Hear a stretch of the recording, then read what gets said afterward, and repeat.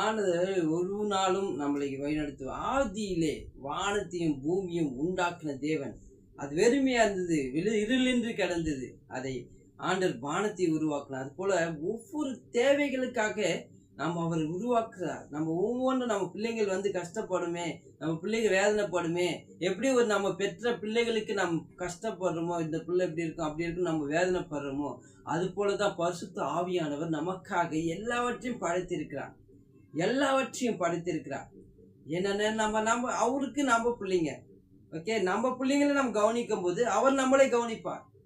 எப்படி ஒரு தாய் தகப்பனை நம்ம எப்படி பார்க்கிறோமோ, எப்படி கவனிக்கிறோமோ, அது போலதான் நம்மளை தகப்பனா இருந்து நம்மளை வழிநடத்துவார். என் அன்பின் சகோதர சகோதரிகளே, இந்த வார்த்தை உங்களுக்கு பிரயோஜனம் உள்ளதா இருக்கும். இந்த வார்த்தை உங்களுக்குள்ள கிரியை செய்யும். இந்த வார்த்தை உங்களை தூண்டும். ஆமென். அவர் தான் நம்மளை நடத்தினார், அவர் தான் நம்மளை வழிநடத்தினார். மனுஷனை நம்ம பார்க்கவே கூடாதுங்க. மனுஷனை பார்த்து நம்ம ஓடணும்னா ஆவியில நம்ம வளர முடியாது.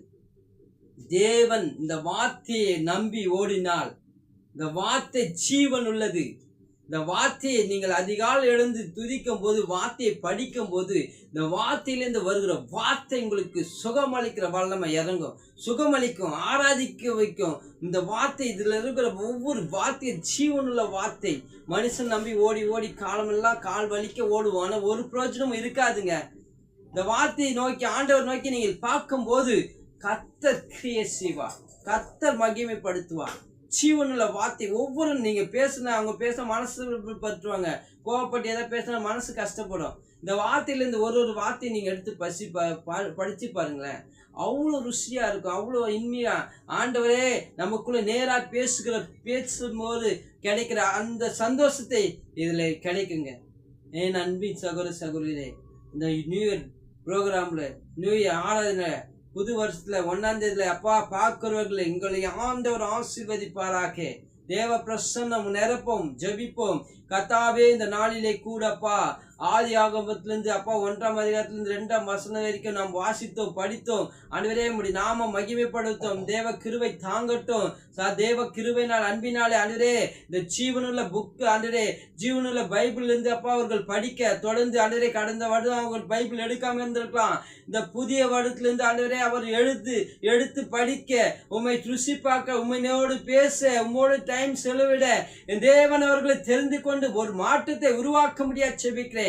கடந்த வருடங்கள் கடன் கடன் கடன் என்று ஓடிக்கொண்டிருப்பார்கள். இந்த வருடத்துல அப்பா இந்த வார்த்தை படிக்கும் போது எல்லா கடனை அடைக்க முடியாது, எல்லா தேவைகளை சந்திக்க முடியாது செபிக்கிறேன்.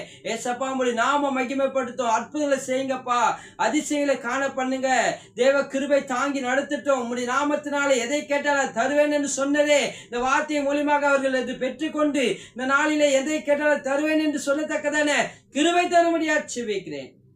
தேவ கிருபை தாங்கி நடத்திட்டோம். ஆண்டவரே, வீணான காரியத்துல, வீணான செலவில் அப்பா பணத்தை அழித்திருப்பார்கள்.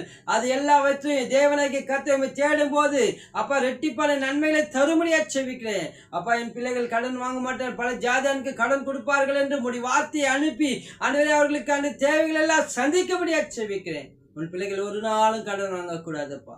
நீதான் கடன் கொடுக்கிற பிள்ளைகளாய் மாற்றும். கடன் வாங்கினதெல்லாம் கொடுக்கத்தக்கதான கிருபை தாருங்க நாமத்தினாலே.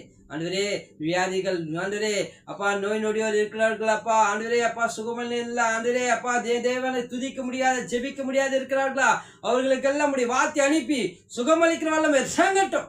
தேவைகளை சந்திக்கப்படும். இயேசுவின் நாமத்தினாலே ஜெபிக்கிறேன் என் ஜீவனுள்ள நல்ல பிதாவே, ஆமீன். God bless you. கர்த்தர் உங்களை ஆசீர்வதிப்பார். இனிய புத்தாண்டு நல்வாழ்த்துக்கள்.